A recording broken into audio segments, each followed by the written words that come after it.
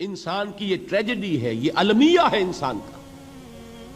اس کو بھی قرآن مجید کی ایک سورت میں قسمیں کھا کر اذا السماء انشقت، اس کے بعد کیا فرمایا؟ یا ایھا الانسان انک کادح الی ربک کدحا فملاقیہ.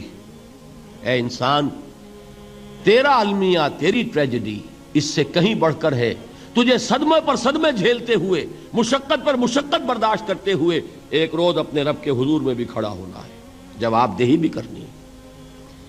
اس دن کے حساب سے، اس دن کے احساس سے جو بڑے بڑے ہماری امت کے عظیم جو گلے سرسبد ہیں، ان کا یہ حال آپ نے پڑھا ہوگا. حضرت ابوبکر صدیق رضی اللہ تعالی عنہ وہ ایک عجیب کیف کے عالم میں فرمایا کرتے تھے، کاش میں درختوں پر چہچہاتی ہوئی چڑیا ہوتا جس سے حساب کتاب نہیں ہوگا.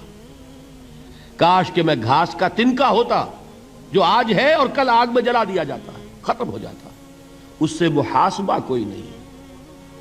وہ جس کے احساس سے کہ حضرت عمر جو ہیں اپنے انتقال کے وقت سخت بے چین تھے.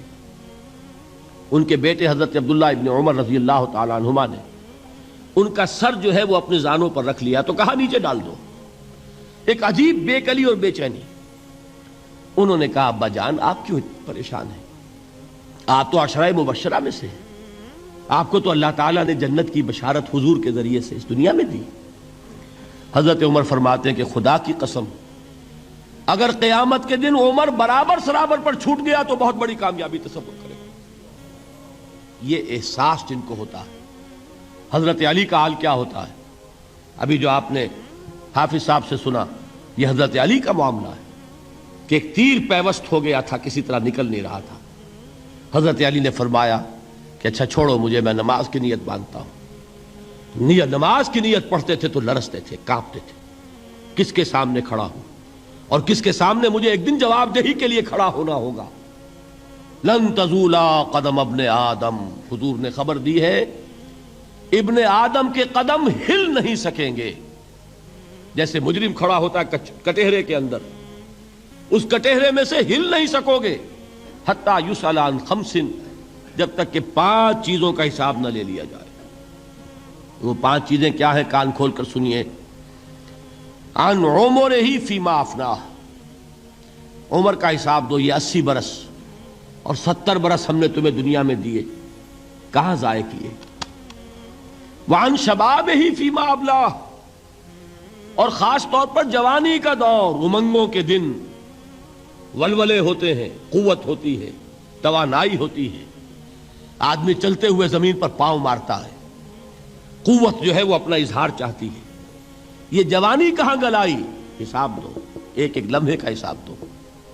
وَعَن مَالِهِ مِنْ أَيْنَ اكْتَسَبَهُ وَفِيمَا أَنْفَقَهُ، ایک ایک پائی کا حساب دو، مال کا کہاں سے کمایا تھا، حلال سے کہ حرام سے، اور کہاں خرچ کیا تھا، گل چھروں میں، عیاشیوں میں، یا نیکی کے کاموں میں، ادائے حقوق میں، اللہ کے دین کے لیے.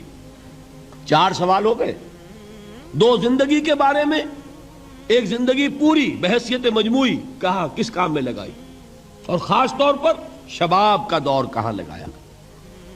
2 سوال مال کے بارے میں، کمایا کہاں سے، حلال سے کہ حرام سے، جائز سے کہ ناجائز سے، خرچ کہاں کیا. اور آخری سوال وعما عمل فیما علم، جو علم حاصل کیا تھا اس میں عمل کتنا کیا. علم کے انبار لگاتے چلے گئے اور عمل کے آغاز کی بھی نوبت نہ آئی. یہ علم جو ہے یہ اس روز سب سے بڑا وبال بن جائے گا انسان. اتنا علم اور عمل کچھ نہیں، بجائے کہ کریڈٹ کا ذریعہ بنے یہ الٹا ڈیبٹ کا کھاتا بن جائے گا. یہ جواب دہی کا احساس ہے کہ جس کی وجہ سے انسان کی ٹریجڈی جو ہے وہ دوہری ہے. کوئی حیوان اتنے بوجھ تلے نہیں، مشقت کی، محنت کی، اس زندگی میں ختم ہوئے، اس کے بعد کوئی محاسبہ نہیں. اس کو بھی غالب نے خوب کہا ہے کہ اب تو گھبرا کے یہ کہتے ہیں کہ مر جائیں گے، اور مر کے بھی چین نہ پایا تو کدھر جائیں گے.